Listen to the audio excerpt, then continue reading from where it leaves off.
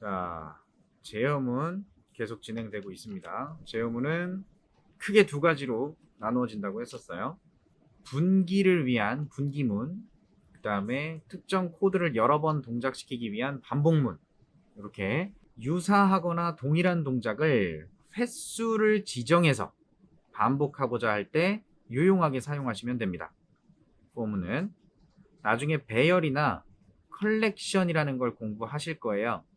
그때 되면 매우 많이 활용할 겁니다. while도 역시 반복할 때 활용하니까 많이 보실 거고요. for 구문의 모양을 보시면 첫 번째 이렇게 쓸 수 있고 이렇게 쓸 수 있다라고 되어 있는데 차이점은 이겁니다. 반복하고자 하는 문장이 한 줄이면 for는 바로 뒤에 그냥 써주시면 되는 거고요. 반복할 내용이 여러 문장이라면 중괄호로 블록 지정을 해주셔야 되는 겁니다. 차이는 그거밖에 없고 저는 항상 그냥 블록을 쓰는 걸 추천드려요. 블록을 쓰시는 게 편합니다. 괜히 블록 안 써갖고 들여쓰기만 갖고 판단하는 것보다는 블록이 있는 걸로 정확하게 판단하는 게 훨씬 나아서 블록을 쓰시는 걸 추천드려요. 어쨌든 이런 모양인데 좀 특이한 게 if문이나 스위치 같은 걸 보면 괄호 안에 뭔지 모르지만 값 하나만 들어가면 되거든요. 근데 for문은 값이 여러 개가 들어가요. 그리고 얘들은 무조건 세미콜론으로 구분해야 됩니다. 세미콜론이 소스 코드에서 가지는 의미는 문장의 마침표예요. 즉 for문에는 문장이 3개가 들어가는 겁니다. 그리고 각각의 문장은 초기값, 논리식, 그다음에 증감식에 해당하는 기능을 넣어주게 돼요. 자, 여기 그림으로만 보면 좀 불편하실 수 있지만 일단 한번 보고요. 자, 자바가 여러분이 작성한 코드 중에 for문을 만나면 제일 먼저 식 1번에 들어있는 값을 처리합니다. 그래서 보통은 여기에 변수를 선언하는 작업이 들어갈 거예요. 그리고 이 변수의 역할은 횟수를 지정하기 위한 카운트, 보통 이렇게 얘기합니다. 루프 변수라고 얘기를 해요. 루프 변수를 초기화하는 용도로 활용하게 됩니다. 이게 무슨 말이냐면 반복적으로 수행할 거니까 여러분이 지금 앉아서 있는데 일어났다 앉았다를 10번 해야 된다고 생각해 봐요. 그럼 그 10번 동안 한 번 했을 때마다 카운트를 해줘야 10번인지 5번인지 몇 번인지를 구분할 수 있을 거잖아요. 그래서 반복한 횟수를 지정하기 위해서 몇 번 반복했는지를 확인하기 위해서 반복을 위한 변수가 하나 필요하다는 거예요.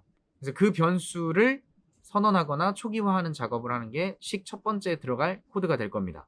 일반적으로. 그리고 나면 두 번째 식을 보게 되는데 두 번째 식에는 논리식이 들어있어요. 여기 종속되어 있는 문장 또는 블록을 실행할 것인지 말 것인지를 결정하는 논리식입니다. 당연히 참이면 종속된 문장을 실행하게 되는 거고요. 거짓이면 종속된 문장을 실행하지 않고 폼은 밖으로 그냥 지나가게 될 겁니다. 기본적으로 가운데 있는 식은 논리식을 나타내고 참이면 종속 문장 실행, 거짓이면 끝 내는 거예요. 근데 재밌는 건 이거죠. 논리식이 참이면 종속 문장을 실행한다고 했는데 실행이 끝나고 나서 밖으로 나가는 것이 아니라 다시 이렇게 올라와서 세 번째 식을 보게 되어 있어요. 그래서 이 세 번째 식에 보통 넣어주는 게 루프 변수를 증가시키거나 감소시키거나 증가시키거나 감소시키거나 할 수 있는, 꼭 하나씩 증가시키거나 하나씩 감소시키지 않고 2개, 3개씩 늘어날 수도 있죠. 어찌됐든 간에 루프 변수를 뭔가 변화시킬 수 있는 식을 세 번째 식에 넣게 돼요. 그리고 그 식이 증감되면 다시 조건식을 바라보러 옵니다. 그래서 참이면 또 실행하고 다시 증감하고, 참이면 실행하고 증감하고, 참, 실행, 증감, 참, 실행, 증감 하다가 거짓이 됐다, 논리식이 거짓이 됐다 그러면 포문이 끝나고 밖으로 나가게 되는 형태로 동작을 합니다. 그래서 포문을 만나면 제일 처음에 초기식을 딱 한번 확인하고요. 그 다음에 할지 말지 결정해서 했으면 증감으로 다시 할지 말지 결정하고, 참이면 또 지나가고 다시 조건식을 보고, 거짓이면 빠져나갑니다. 초기식은 딱 한 번만 보는 거죠. 지금 여기 그림에서도 그렇죠. 이렇게 동작을 하는데 이 식이 동작되는 순서, 이 식이 처리되는 순서가 매우 중요합니다. 처음 공부하시는 분들은 이 순서가 헷갈리면 포문을 잘 못 써요. 제가 처음에 그랬거든요. 그래서 각각의 식의 의미는 이렇다라고 알아두시고 이 식이 처리되는 순서를 반드시 기억하고 계셔야 돼요. 그래서 어렵지 않게 기억하는 방법, 여러분이 지금부터 앉았다 일어났다를 10번 한다고 생각하고 제일 먼저 해야 되는 게 뭔지 잘 생각해 보세요. 제일 먼저 해야 되는 건 여러분 손가락으로 숫자를 셀 준비를 해야 됩니다. 10번 하라고 했으니까 숫자 셀 준비를 해야 돼요. 손가락으로 숫자를 센다 그러면 손가락을 펴서 시작할 건지 접어서 시작할 건지 이런 초기 값을 세팅해야 되겠죠. 이게 루프 변수가 되는 겁니다. 그래서 변수의 값을 0부터 시작하든지 누구는 1부터 시작할 수도 있고 누구는 10, 20, 30 이렇게 숫자를 셀 수도 있는 것처럼 초기 값을 뭘로 할지 결정해 주시는 게 제일 먼저 할 일이에요. 그리고 나면 10번을 하라 그랬잖아요. 10번을 하라고 했으니까 이 루프 변수랑 최종 횟수랑 비교해서 더 작으면 진행하면 되고 같아지면 끝내면 되는 거죠. 그래서 가운데 논리식은 그 제한을 거는 최대값과 뭔가 비교할 대상을 조건식을 만들어주는 그런 식이 들어가게 될 겁니다. 그러면 손가락이 10번 펴지기 전까지 뭐 이런 개념으로 조건식을 만든다고 보면 되겠죠. 당연한 거예요. 그래서 할지 말지 결정을 해야죠. 너 이거 10번 해 그랬는데 나 10번 아까 다 했었는데? 그럼 안 해도 되는 거잖아요. 그런 것처럼 10번 하라고 했을 때 할지 말지를 결정하는 작업이 반드시 필요하다는 거예요. 그래서 루프 변수가 해야 될지 말아야 될지를 결정할 거고 만약에 참이어서 종속된 문장이 실행됐다면 한 번 했으니까 한 번 했다고 손가락 접어야죠. 또는 접어서 시작했으면 손가락 하나 펴거나 해서 숫자를 카운팅 해줘야 될 겁니다. 그 카운팅 해주는 작업이 증감식인 거예요. 그럼 앉았다 일어나면 한 번 했다. 한 번 했는데 더 해야 되는지 조건 봐야 되겠죠? 조건 확인. 또 해야 되니까 또 하고 앉았다 일어났다. 한 번 더 했으니까 한 번 더 증가. 이런 개념으로 처리가 되는 겁니다. 그래서 빙글빙글 반복하다가 10번을 다 해서 이 논리식이 거짓이 되면 다 했어요 하고 지나가면 되는 거죠. 이 식을 보는 순서가 매우 중요합니다. 이걸 꼭 기억해 주시기 바랍니다. 예제를 좀 보면 포문의 각 부분의 의미라고 해서 포문의 초기값, 조건식, 증감식이라고 써놨죠. 초기값은 루프 변수의 초기화 역할 그런 코드를 넣어줄 거고요. 조건식에는 할 건지 말 건지 안에 종속된 문장을 실행할 건지 말 건지를 결정하는 조건식이 들어갑니다. 당연히 true, false의 결과가 나와야 되고요. 마지막 증감식 부분은 그 루프를 위한 변수의 증가 또는 감소. 우리가 1, 2, 3, 4로 숫자를 셀 수도 있지만 19, 87에서 카운트 다운 할 수도 있으니까요. 상황에 맞춰서 편한 대로 쓸 수 있는 겁니다. 그리고 각 부분은 공백을 사용할 수 있답니다. 즉 포문인데 이런 식으로 쓸 수 있는 거예요. 세미콜론은 무조건 들어가야 돼요. 식이 3개가 들어가야 되기 때문에. 하지만 이런 식으로 값을 비워두면 이건 초기식, 조건식, 증감식 아무것도 없잖아요. 그럼 그냥 여기 있는 거 계속 반복합니다. 무한 반복을 하게 됩니다. 그래서 만약 공백을 사용하는 경우에는 이 반복이 좀 이상해질 수 있으니까 조심하세요 라고 써져 있고 동작 순서가 헷갈릴 수 있으니까 그래서 포문을 만났을 때 어떤 순서대로 처리를 하게 되는지를 제가 대략 그림으로 그려놨어요. 제일 먼저 초기식을 본다. 두 번째로 조건식을 확인해서 참이면 종속문장을 실행하고 거짓이면 밖으로 나간다. 그래서 참인 경우에 종속문장이 실행이 끝나면 다시 돌아가서 증감식을 확인하고 그 후에 조건식을 보게 된다. 그래서 여기만 빙글빙글 돌겠죠. 빙글빙글 돌다가 그짓 그러면 나가는 거예요. 이렇게 반복됩니다. 잘 기억하고 계셔야 되고 이해하고 계셔야 돼요. 그래야 포문이 쉬워집니다. 이제 예를 볼까요? 자, 순서대로 처리한다고 했을 때 sum이라는 변수가 있고요. 여기에는 0으로 값을 넣어놨어요. 그 다음에 포문 예제가 이렇게 써져 있네요. 앞에 초기식이 int i는 0이다 라고 써져 있어요. 그러면 이 포문에서 선언된 변수죠. 이 변수가 그럼 얘는 포문이 끝나면 없어지는 변수입니다. 포문이 동작하는 동안만 유지되는 지역 변수가 되고요. 일단 i라는 변수가 어쨌든 만들어졌으니까 0을 넣어놓고 이제 초기화가 된 거예요. 그 다음에 뭘 봐요? 조건식을 본다 그랬죠. i가 10보다 작으면 실행, 아니면 끝인 거니까 현재는 10보다 작죠. 참이니까 종속문장을 실행합니다. 그래서 sum에다가 i 더하기 1 i 값이 얼마예요? 0이에요. i 더하기 1은 1이고요. sum은 얼마예요? 0이에요. 그러니까 1 더하기 0을 해서 결과를 다시 sum에 담겠다가 되겠죠. 그러면 num이 아니라 sum이었죠. sum에는 1이 들어가는 거고 그 다음 종속문장이 실행됐으니까 그 다음 어떤 코드가 실행이 돼요? 세 번째 식 증감식이 실행이 되겠죠. 그러면 i 값이 하나 증가되는 거고 그 다음에는 다시 조건을 보고 역시 참이죠. 또 실행을 했을 때는 i 플러스 1이니까 2가 될 거고 2랑 1이랑 더해서 이 값이 3이 되겠죠. 넘이 아니라 sum. 그럼 지금 얘는 i 값이 얼마부터 얼마까지 변하는 거예요? i가 0, 1, 2, 3, 4, 5, 6, 7, 8, 9. 자, 9일 때 참이죠? i가 9까지 증가되면 참이에요. 그래서 실행이 돼요. 실행이 되고 다시 증감식을 올라오기 때문에 i 값은 10까지 증가를 합니다. 10까지 증가를 하고 나서 조건을 보니까 그 짓인 거죠. 그래서 빠져나가게 돼요. 그리고 더해지는 값은 그 i에다가 플러스 1한 값이니까 썸에 계속 더해서 누적해주는 값은 결국 1부터 10까지를 다 더한 값이겠네요. 그럼 총 썸에 들어가는 값은 얼마? 55다라고 확인할 수 있겠죠.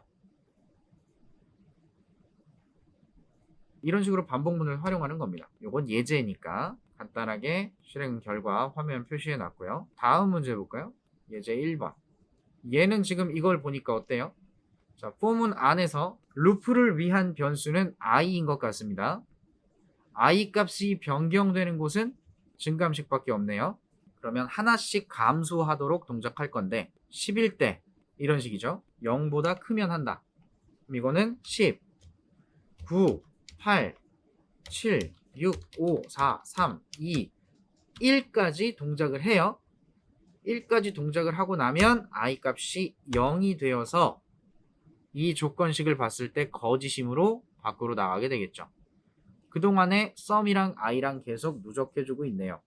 어쨌든 10부터 1까지 더한 결과 55라고 똑같이 나오겠습니다. 동작 과정을 이해해 주시면 되겠죠. 이렇게 해서 그런 결과가 나오는구나. 자, 다음 예제 2번 예제를 보면 얘는 i 값이 얼마부터 얼마까지 변해요?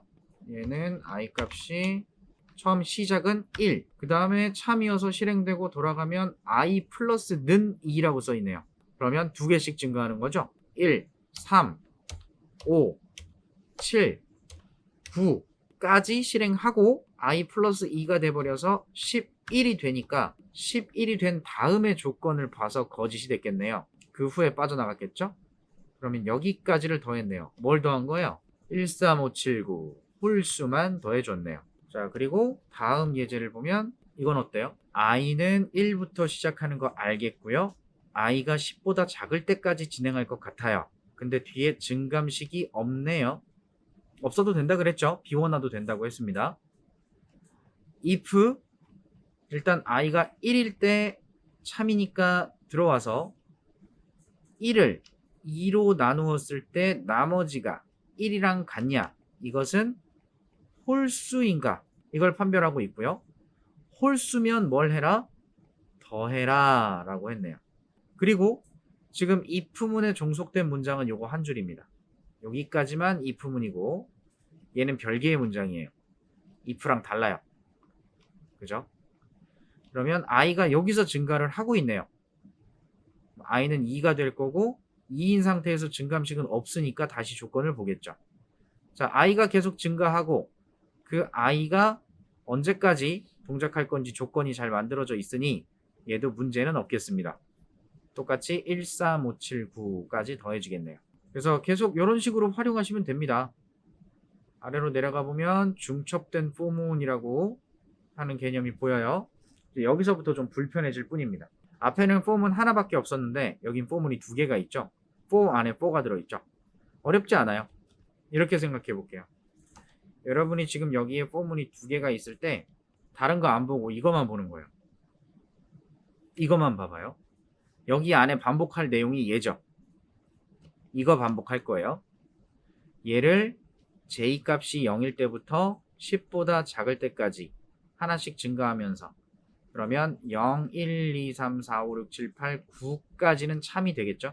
그동안에 얘들을 더해준다라고 한 건데 1씩 더해주고 있네요. 썸에다가 계속 더해주고 있고요. 그러면 이 포문만 놓고 보면 그냥 단순하게 얘를 10번 하는구나 라고 이해하면 되는 거죠. 안에 것만 놓고 보면.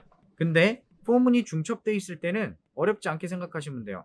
이거 지금 썸 더하기는 1이라는 것을 이 포문을 통해서 10번 한다고 했잖아요. 그러면 지금 요 안에 있는 포문 전체를 썸 플러스는 1과 동일시 취급하면 어때요? 이거 10번 하는 동작. 다르게 생각해서 썸 플러스는 1을 10줄 썼다면 똑같은 코드를. 그러면 그 한 덩어리를 밖에 있는 포문이 지정한 횟수만큼 반복시키면 되는 거죠. 차원의 개념 느낌으로. 원래는 코드를 한 줄만 실행하는 거였는데 알고 보니까 10번 실행하는 거더라. 자, 이거 10번만 실행하면 끝나는 건 줄 알았는데 알고 보니까 그 10번 하는 것을 또 10번 해야 되더라. 이렇게 생각하실 수 있겠죠. 맞나요? 중첩된 포문이라도 어렵지 않게 이해하실 수 있으려면 제가 처음에 말씀드렸던 초기식을 보고 조건식을 확인한다는 거, 이게 참이면 종속된 문장을 실행하게 된다는 거. 이것만 이해하시면 돼요. 종속된 문장을 실행하려고 들어갔더니 그냥 포문인 거죠. 그래서 초기 값도 확인하고 증감식 확인해서 내용 실행하는 거예요. 실행 끝나면 증감식, 조건식, 실행, 증감식, 조건식, 실행, 이런 식으로 빙글빙글 돌면서 몇 번? 10번 한다는 거죠. 10번이 끝나면 밖에 있는 포문 입장에서는 안에 있는 코드가 딱 한 번 실행된 거랑 똑같죠. 같은 의미죠. 그래서 안에 있는 코드가 끝나면 다시 밖으로 가서 i 값이 증가된 상태로 또 들어오는 거죠. 또 들어오면 이거 또 10번 해야지. 10번 끝나면 끝나서 밖에 있는 포문에 또 i가 증가되고 다시 한번 조건 확인해서 또 들어오면 또 해야죠. 달라지는 게 없다라는 거예요. 기본 포문이 동작하는 구조에서 달라지는 게 하나도 없기 때문에 이걸 잘 이해해 주시면 되겠죠. 이 코드를 실행해 보시면 루프 변수가 변경되는 그 과정을 하나씩 다 출력을 시켜본 거예요. 결국은 이 프린트가 J값이 변하는 동안 10번 출력이 될 거고 그 10번 출력되는 내용이 밖에 있는 i값에 해당하는 만큼 또 10번 출력이 되겠네요. 그죠? 10개씩 10번이 되는 거예요. 출력 결과를 보시면 이렇게 돼 있죠. 0, 1, 2, 3, 4, 5, 6, 7, 8, 9 i값이 i가 0일 때 j는 0, i가 0일 때 j는 1, 00, 01, 02, 03, 04, 05, 06, 07, 08, 09 1, 0, 다시 0, 1, 2, 3 이렇게 올라가고 있죠. i 값과 j 값이 변하는 과정을 명확하게 여러분이 이해만 하시면 포문은 이제 활용만 하시면 됩니다. 위에 있던 예제들을 한번 실행해서 어떻게 돌아가는 거구나 라고 좀 느껴보신 다음에 9구단을 출력하면 됩니다. 근데 9구단의 모양이 좀 다르네요. 2단, 3단, 4단, 5단, 6단, 7단, 8단, 9단이라는 형식으로 나오네요. 이런 모양으로 나올 수 있는 9구단을 만들어 보시면 되겠습니다. 그래서 이 정도가 포문에 대한 기본적인 설명 정도. 이제는 예제 좀 이해하시고 이것저것 만들어 보는 연습을 하면 되는 거예요. 포문은 이게 끝.